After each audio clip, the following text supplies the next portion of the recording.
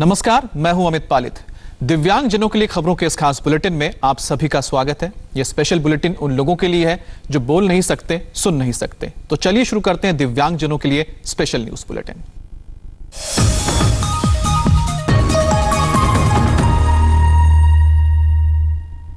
आज से लॉकडाउन का थर्ड फेज शुरू हो गया।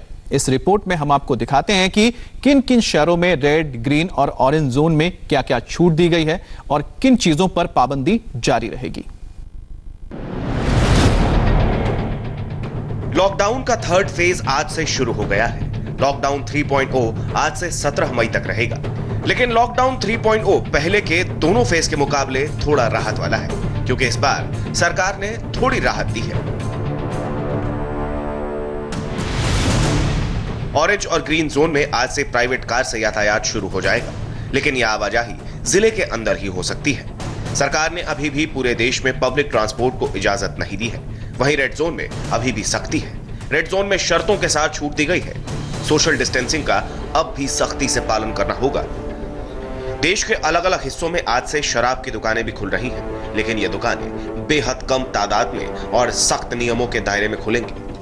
सबसे पहले आपको दिल्ली की क्या गाइडलाइंस हैं वो बताते हैं। दिल्ली में पब्लिक ट्रांसपोर्ट यानी मेट्रो, ट्रेन, बस सर्विस को इजाजत दी गई है। कार में ड्राइवर के अलावा सिर्फ 2 लोगों के बैठने की इजाजत होगी। बाइक या स्कूटर पर सिर्फ एक सवारी ही बैठ सकेगी। सभी सरकारी और निजी ऑफिस खोल दिए गए हैं। जरूरी सेवाओं से जुड़े दफ्तरों में 100% लोग आएंगे। गैर जरूरी सरकारी सेवाओं में 33% स्टाफ आएंगे। बैंक और इंश्योरेंस कंपनियों को आज से खोला गया है। कुरियर, पोस्ट और टेलीकॉम कंपनियों में आज से काम चालू हो जाएगा। सुबह 7 बजे से शाम 7 बजे तक घरेलू मेड को इजाजत दी गई है। साथ ही इलेक्ट्रिशियन और प्लम्बर को भी काम करने की इजाजत है। कोल्ड स्टोरेज और वेयर हाउस आज से शुरू हो गए हैं। दिल्ली में सशर्त निर्माण कार्य को परमिशन दिया गया है। कॉलोनियों, घरों के आसपास की दुकानें खुल गई हैं। जरूरी सामान के लिए ई-कॉमर्स सेवाओं को भी छूट मिली है। अब बात महाराष्ट्र की। महाराष्ट्र में भी आज से लॉकडाउन 3.0 में कई छूट मिली है, लेकिन यह छूट रेड जोन और कंटेनमेंट एरिया में नहीं है। आप पहले यह जान लीजिए कि महाराष्ट्र में आज से क्या खुला और क्या बंद है। प्लेन, ट्रेन और मेट्रो सर्विस बंद रहेगी। सभी जोन में होटल और मॉल्स बंद रहेंगे। इंटरस्टेट बस सर्विस पर फिलहाल रोक है। सिर्फ ग्रीन जोन में बसों के चलने की इजाजत है। ग्रीन और ऑरेंज जोन में टैक्सी सेवा शुरू कर दी गई है। ग्रीन जोन में ड्राइवर के साथ 2 सवारियों को परमिशन है। प्राइवेट कार और 2 पहिया वाहन भी चल सकेंगे। कंटेनमेंट जोन को छोड़ बाकी जगह शराब की दुकानें भी खुल गई हैं।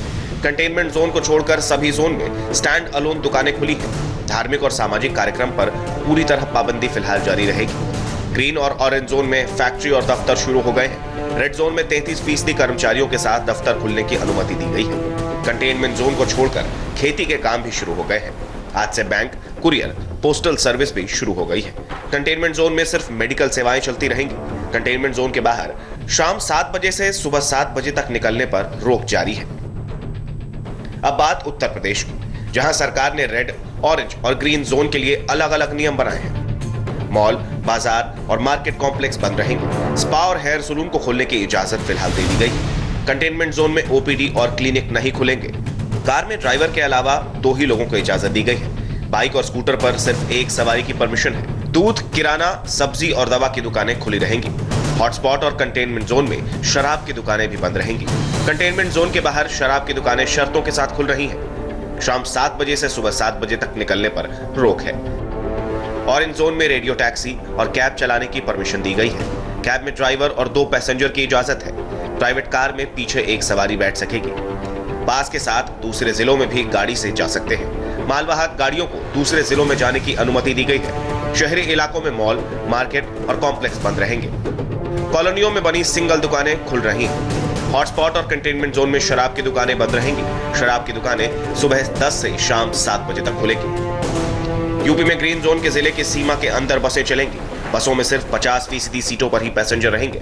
टैक्सी में ड्राइवर के अलावा पैसेंजर बैठ सकेंगे। तंबाकू के सेवन और बिक्री पर पूरी तरह पाबंदी बनी रहेगी। शराब की दुकानें सुबह 10 से शाम 7 बजे तक खुलेंगी। दुकान पर एक साथ सिर्फ 5 लोग शराब खरीद सकेंगे। बिहार में सिर्फ रेड और ऑरेंज जोन है, कोई ग्रीन जोन नहीं है। ग्रीन जोन के 13 जिलों को ऑरेंज जोन में शामिल कर दिया गया है। ट्रेन, प्लेन और बस सर्विसेज को पूरे राज्य में इजाजत फिलहाल नहीं है। रेड जोन में ऑटो, टैक्सी और कैब को परमिशन नहीं है। ऑरेंज जोन में ऑटो टैक्सी कैब को परमिशन दी गई है। निजी गाड़ी में ड्राइवर के अलावा 2 लोग बैठ सकेंगे। बाइक और स्कूटर पर सिर्फ एक शख्स के बैठने की इजाजत है। स्पेशल इकोनॉमिक जोन में शर्तों के साथ काम करने पर छूट दी गई है। इसके साथ साथ IT सर्विस, कॉल सेंटर और सिक्योरिटी सर्विस को परमिशन दे दी गई है। अस्पतालों की OPD और क्लिनिक खोलने की इजाजत भी यहाँ दी गई है, लेकिन सैलून, ब्यूटी पार्लर और स्पा को खोलने की इजाजत फिलहाल नहीं है। बिहार में भी शाम 7 से सुबह 7 बजे के बीच बाहर निकलने पर बैन जारी है। बिहार में लॉकडाउन 3 में भी कोई खास रियायत नहीं दी गई है। बिहार सरकार ने अपने आदेश में ये साफ कर दिया है कि चूंकि आने वाले दिनों में प्रवासी मजदूर और छात्र काफ़ी संख्या में दूसरे राज्यों से आ रहे हैं, इसलिए लॉकडाउन को और भी सख्ती से लागू करने की आवश्यकता है। ये तय किया गया है कि बिहार में कोई ग्रीन जोन नहीं होगा, सिर्फ 2 जोन होंगे, रेड जोन और ऑरेंज जोन। 38 जिले हैं बिहार में, 5 जिले रेड जोन में हैं और बाकी के 33 जिलों को ऑरेंज जोन में रखा गया है। रेड जोन में जो चीज़ें पहले से चल रही थी बिल्कुल वैसा ही चलेगा, उसमें कोई छूट नहीं होगी, कोई रियायत अतिरिक्त नहीं होगी। लेकिन ऑरेंज जोन में एक रियायत ये दी गई है कि आज से सैलून, स्पा खुल सकेंगे, कंस्ट्रक्शन वर्क की अनुमति होगी और ई-कॉमर्स की शुरुआत होगी। तो जो रियायत दी गई है वो सिर्फ ऑरेंज जोन के लिए है और रेड जोन में सब कुछ पहले जैसा ही चलता रहेगा। जैसे हम इस वक्त पटना में हैं, पटना रेड जोन में है और पटना में आप देखें जो दुकानें बंद हैं पहले से वो अभी भी बंद हैं और उसमें कोई अतिरिक्त छूट नहीं दी गई है। तो बिहार में ये बिल्कुल साफ कर दिया गया है कि सिर्फ 2 जोन होंगे, रेड जोन और ऑरेंज जोन, कोई ग्रीन जोन नहीं होगा। लॉकडाउन में कुछ छूट मिलते ही लोग बाहर निकले हैं। शहर शहर ट्रैफिक की ये तस्वीरें देखिए। कहीं सड़कों पर कारें दौड़ रही हैं तो कहीं सरकारी बसें लोगों को ले जा रही हैं। केरल से लेकर प्रयागराज और कर्नाटक। देश भर में आज से शर्तों के साथ शराब की दुकानों को खोलने की अनुमति दी गई है। करीब 1.5 महीने बाद शराब की दुकानें खुली तो दुकानों के बाहर लंबी लंबी कतारें दिखी। इन 5 तस्वीरों में आप देखिए कैसे शहर शहर वाइन शॉप पर भीड़ जुट गई है। लोग शराब खरीदने के लिए लंबी लाइन में लगे हैं। शराब की दुकान खुलने के पहले ही लोग दुकान के बाहर कतार में खड़े हुए हैं। छत्तीसगढ़ के राजनंद गांव में तो शराब खरीदने के लिए पूरा हुजूम ही उमड़ पड़ा। तस्वीरों में देखिए कैसे लोग बेकाबू हो रहे हैं। यहां पर सोशल डिस्टेंसिंग का मजाक बन गया है। लोगों को यह भी ख्याल नहीं है कि एक दूसरे से दूर खड़े होना है। कई जगहों पर शराब के लिए लोग इतने बेकाबू हो गए कि लाठी चार्ज करना पड़ा। तस्वीरें राजधानी दिल्ली के लक्ष्मी नगर की हैं। शराब की दुकान के बाहर सोशल डिस्टेंसिंग की धज्जियां उड़ गई। शराब के लिए धक्का मुक्की होने लगी, जिसके बाद पुलिस को मजबूरन लाठी चार्ज करना पड़ा। दिल्ली के कृष्णनगर इलाके में भी शराब की दुकान के बाहर लगी भारी भीड़ के बाद अब दुकान को बंद करा दिया गया है और प्रशासन यहाँ पर तैनात है, दिल्ली पुलिस यहाँ पर तैनात है।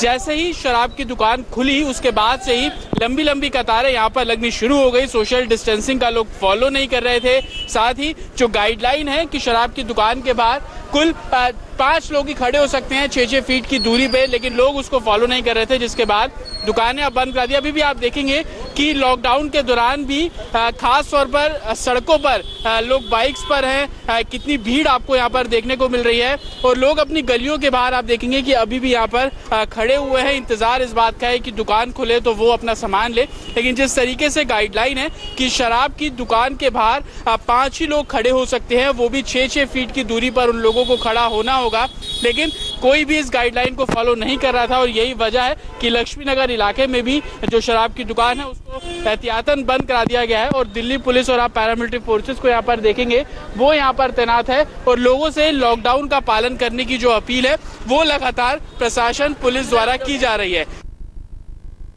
लखनऊ में भी आज से शराब की दुकानें खुली, लेकिन दुकानों के बाहर कतार खत्म ही नहीं हो रही हैं। एक एक दुकान के बाहर करीब 200 लोगों की कतार लगी है। पूरे उत्तर प्रदेश में आज से यानी कि लॉकडाउन 3.0 में शराब की दुकानों को लेकर के यानी कि लिकर शॉप्स को लेकर के आदेश जारी कर दिए गए हैं कि कंटेनमेंट जोन को छोड़कर के सभी जोनों में जो दुकानें आइसोलेटेड हैं या एकांत में हैं या फिर मार्केट से हट करके हैं, उन सभी दुकानों को खोल दिया जाएगा। उत्तर प्रदेश में दुकानें शराब की खुल चुकी हैं। 10 बजे से लेकर के शाम 7 बजे तक ये दुकानें खुलेंगी। दुकान के ठीक बाहर आप देख सकते हैं कि सैनिटाइजर की भी पूरी व्यवस्था की गई है। जो भी दुकान के अंदर जाएगा पहले उसका हाथ को सैनिटाइज किया जाएगा और उसके बाद ही वो अंदर जा पाएगा। बड़ी संख्या में जो लोग हैं लखनऊ के वो इस समय यहाँ पर मौजूद हैं। लोगों की अगर संख्या की बात किया जाए तो जितनी लंबी लाइन यहाँ पर लगी हुई है, इस लाइन के लिए हम लगातार अगर चलते रहते हैं तो ये लाइन फिलहाल खत्म होने का नाम नहीं लेगी। अगर गिनती की बात किया जाए तो कम से कम इस लाइन में 200 लोग सुबह सुबह आकर के लग चुके हैं। रेलवे के जरिए जो प्रवासी मजदूर घर वापस लौट रहे हैं उन पर आज सोनिया गांधी के ऐलान से सियासत तेज हो गई है। सोनिया गांधी ने कहा कि सभी जरूरतमंद मजदूरों के रेल टिकट का खर्च कांग्रेस उठाएगी। इस घमासान में थोड़ी देर पहले राहुल गांधी भी कूद पड़े और मजदूरों के रेल टिकट को लेकर उन्होंने सरकार पर निशाना साधा। इस पर रेल मंत्रालय के सूत्रों के हवाले से बड़ी खबर है। रेलवे के मुताबिक मजदूरों से कोई किराया नहीं लिया जा रहा है, केवल राज्य सरकारों से 15% किराया ही वसूला जा रहा है। रेलवे मजदूरों से टिकट का पैसा नहीं ले रहा है। रेलवे ने साफ कर दिया है कि किराए पर 85% सब्सिडी मिल रही है और बाकी 15% किराया राज्य सरकार को देना होगा। लेकिन कांग्रेस इसे मुद्दा बनाने से पीछे नहीं हट रही। कोरोना वायरस की महामारी और 40 दिन से अधिक तालाबंदी से त्रस्त जो आज मजदूर है, उससे ट्रेन का किराया लेके भारतीय जनता पार्टी गोरों की ईस्ट इंडिया कंपनी वाला रवैया दिखा रही है। दूसरी तरफ भारतीय राष्ट्रीय कांग्रेस जो पहले गोरों, चोरों और ईस्ट इंडिया कंपनी से लड़ी, आज एक बार फिर से इन मजदूरों के पक्ष में आ खड़ी है। आज जो भी मजदूर जो भी काम कर अपने घर जाना चाहता है, हर राज्य की, हर सूबे की कांग्रेस कमेटी उनकी टिकट का खर्चा देगी, उनका किराया देगी, ताकि इस कठिन घड़ी में वो अपने घर बिना किसी बोझ और पूरे सुरक्षित तरीके से पहुंच जाए। श्रमिकों को लेकर कांग्रेस गंदी राजनीति कर रही है। सच ये है कि श्रमिकों को रेल का किराया नहीं भरना पड़ेगा। पूरे किराए का 85% रेलवे वहन करने वाला है और बकाया जो 15% है वो प्रदेश की सरकारें वहन करेंगी। अगर सोनिया गांधी को श्रमिकों की इतनी चिंता है तो वो कांग्रेस शासित प्रदेशों को ये निर्देश दें कि जो 15% बकाया है वो उसको उठाएं। इस प्रकार की राजनीति से भारत की कोविड के खिलाफ जो लड़ाई है वो कमजोर होती है। क्या सोनिया गांधी हिंदुस्तान को इटली बनाना चाहती हैं? देश भर में लॉकडाउन के नियमों में थोड़ी रियायत दी गई है, लेकिन देश भर में कोरोना के केस कम होने का नाम नहीं ले रहे हैं। एक बार फिर से बीते 24 घंटे में कोरोना के केस 2500 के पार हो गए हैं। आज लॉकडाउन 3.0 का पहला दिन है। सरकार ने कई सेक्टरों में इस लॉकडाउन में छूट दी है, लेकिन देश में कोरोना के मामले लगातार बढ़ रहे हैं। सबसे पहले आपको देश का कोरोना मीटर दिखाते हैं। हिंदुस्तान में अब कोरोना के कुल मामले 42,523 तक पहुंच गए हैं, तो वहीं 1,373 लोगों की जान कोरोना की वजह से गई है। अच्छी बात यह है कि 11,707 लोग रिकवर भी हुए हैं। पिछले 24 घंटे की बात करें तो इस दौरान 2,553 लोग कोरोना पॉजिटिव पाए गए हैं। पिछले 24 घंटे में 72 लोगों की मौत हुई है, तो वहीं 1,074 ने पिछले 24 घंटे में कोरोना को मात दी है। राजधानी दिल्ली की बात करें तो यहां कोरोना के कुल 4,549 मामले सामने आ चुके हैं, तो वहीं 64 लोग अब तक इसका शिकार भी बने हैं। दिल्ली में पिछले 24 घंटे में 427 केस सामने आए हैं, लेकिन अच्छी बात यह है कि पिछले 24 घंटों में कोरोना संक्रमण की वजह से किसी की भी मौत नहीं हुई है। पूरे देश में कोरोना का सबसे बड़ा हॉटस्पॉट महाराष्ट्र है। महाराष्ट्र में लगातार कोरोना के केस बढ़ते जा रहे हैं। महाराष्ट्र में कोरोना के अब तक 12,974 केस सामने आए हैं, तो वहीं 548 लोगों ने अपनी जान भी गंवाई है। महाराष्ट्र का पिछले 24 घंटे का कोरोना मीटर डरावना है। हम इसे डरावना इसीलिए कह रहे हैं क्योंकि महाराष्ट्र में कोरोना का संक्रमण रुकने का नाम ही नहीं ले रहा और इसकी वजह से लोगों की जान भी जा रही है। पिछले 24 घंटे में महाराष्ट्र में कोरोना के 678 केस सामने आए हैं, तो वहीं 27 लोगों की मौत हुई है। अगर सिर्फ मुंबई की बात करें तो यहां कुल 8,800 कोरोना संक्रमण के केस हो गए हैं, वहीं 343 लोगों की मौत हो गई। अब बात गुजरात की करते हैं। गुजरात में कोरोना के कुल मामले 5,428 तक जा पहुंचे हैं, तो वहीं 290 लोगों की मौत कोरोना की वजह से हुई है। गुजरात में कोरोना का संक्रमण रुकने का नाम नहीं ले रहा है।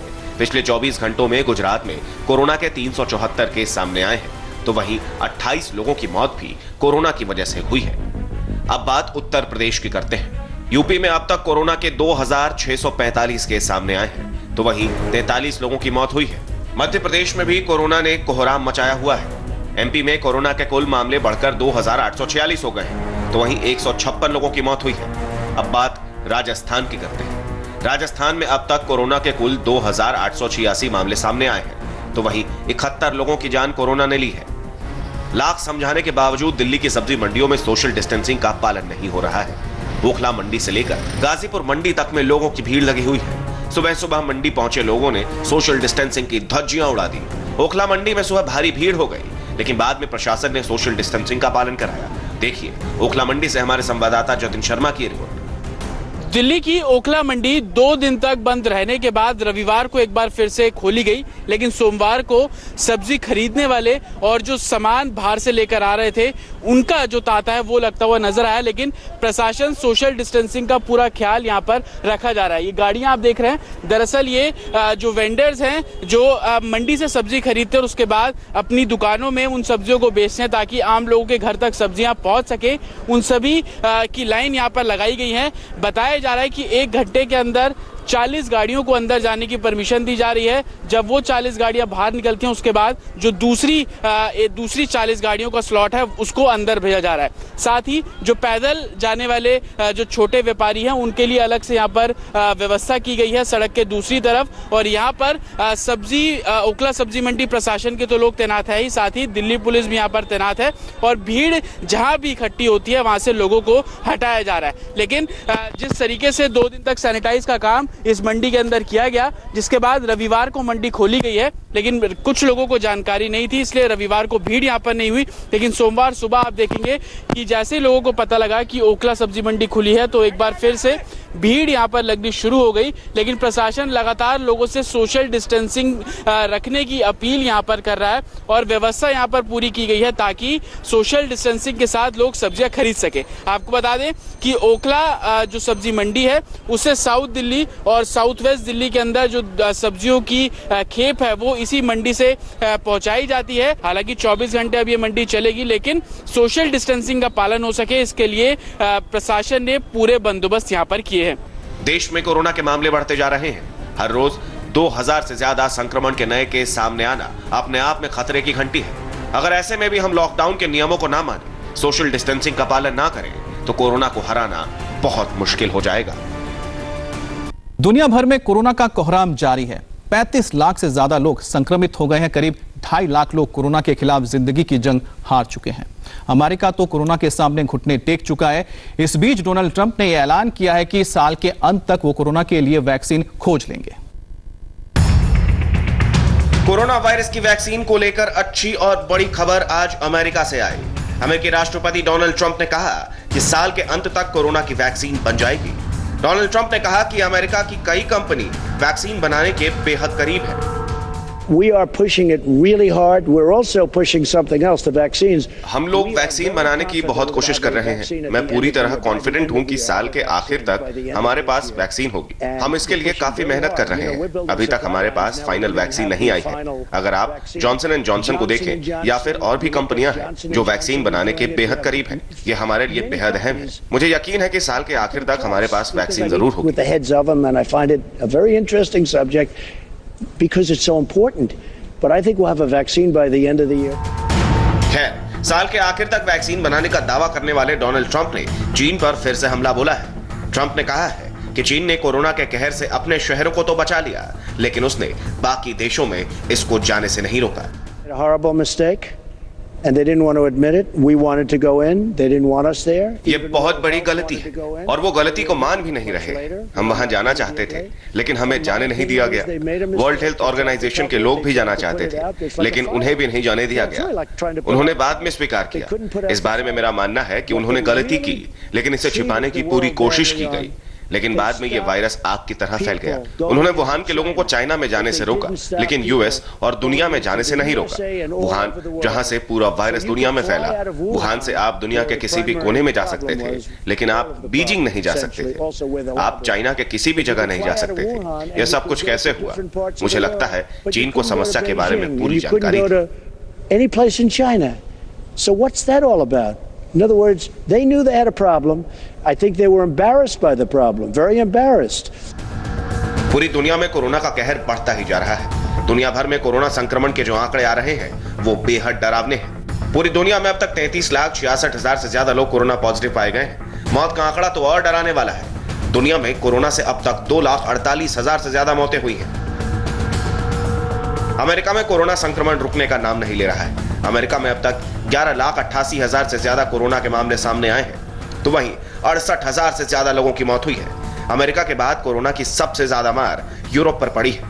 इटली हो, यूके हो या फिर स्पेन, इन सभी देशों में कोरोना की वजह से लोगों की मौत हो रही है। इटली और यूके में अब तक इस बीमारी से 28,000 लोगों की मौत हो गई है। आंकड़े वाकई डराने वाले हैं। ऐसे में कोरोना के रोकथाम का अब एक ही इलाज दिख रहा है और वो है इस वायरस से बचाव का वैक्सीनेशन। दुनिया के कई मुल्क वैक्सीनेशन ढूंढने के काम में लगे हैं। बस उम्मीद है जल्द से जल्द कोई पॉजिटिव रिजल्ट सामने आए। फिलहाल इस खास बुलेटिन में इतना ही। कल हम फिर इसी समय आपके सामने हाजिर होंगे।